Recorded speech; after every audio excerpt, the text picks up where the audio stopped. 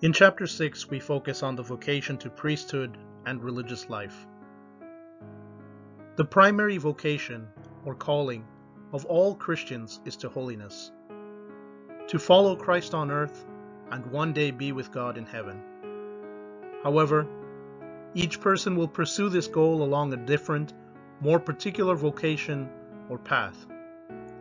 The path is dependent on each person's unique gifts and qualities, such as intellect, temperament, humor, faith, etc., but ultimately on God's call.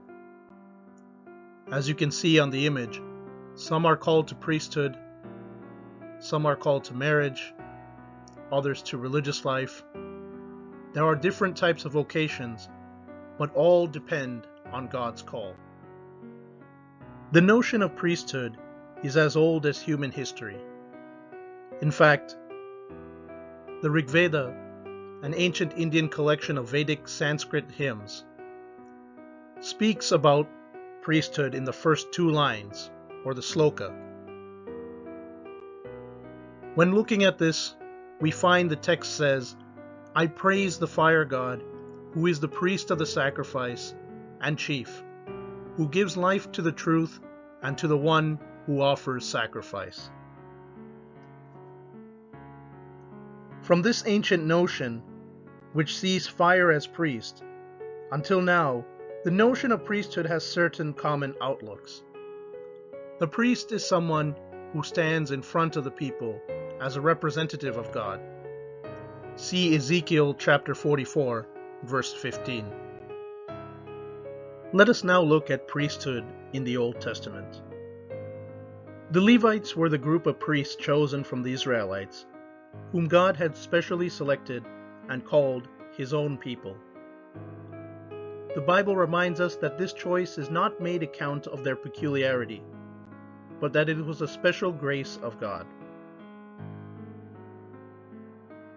As we read in Numbers chapter 17, verse 7, "The service of the priesthood is a gift to you." The Old Testament establishes this fact again and again, that the offering of the life by a priest is based on the fact that God alone is his treasure. As it says in Deuteronomy chapter 10, verse 9, "Therefore Levi has no allotment or inheritance with his kindred. The Lord is his inheritance, as the Lord your God promised him." We can see this repeated several times in the Old Testament. Deuteronomy chapter 18, verses 1 and 2, Numbers chapter 18, verse 7, and again in verse 20, and finally, Ezekiel chapter 44, verse 28. Clear instructions are given to the priests about their duties. We can see this in the book of Numbers and the book of Deuteronomy. The Bible reminds us that the priestly duty is not reduced to mere activities, as they are obliged to serve the people of God and God Himself. Priests are to bring the people up in prudence and wisdom, teach them how to distinguish between holy and common, clean and unclean. In the Old Testament, the priesthood was degraded as mere fulfillment of ritualism, and its holiness was stained. But with the arrival of Christ, the priesthood was redefined, discovered its holiness, and re-established with greater splendor. St. John Chrysostom wrote on the priesthood, "The work of the priesthood is done on earth, but it is ranked among heavenly ordinances. And this is only right, for no man, no angel, no archangel, nor other power, but the Paraclete himself, ordained this succession, and persuaded men, while still remaining in the flesh, to represent the ministry of angels." A priest is not only the person who offers Mass and hears confession. He is a man of God and a man of prayer. He is with people in times of joy and sorrow, and he does not remain distant. As the priest must continue to be a man of prayer, of God, a leader. We are people of God and are called by God to work for the kingdom. A priest is called to witness and proclaim God's love for the world. And the Mass is at the center of the priest's world. It is the apex of this proclamation. The priest must be the one who walks with people, working with them and involving them in the work for the kingdom, helping them and being helped by them. His heart must be with the poor, the sick, and the needy. He must work for justice and support those involved in this ministry.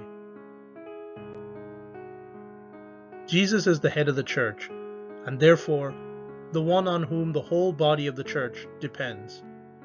And as high priest of good things that have come, he chose a number of men and named them disciples and apostles.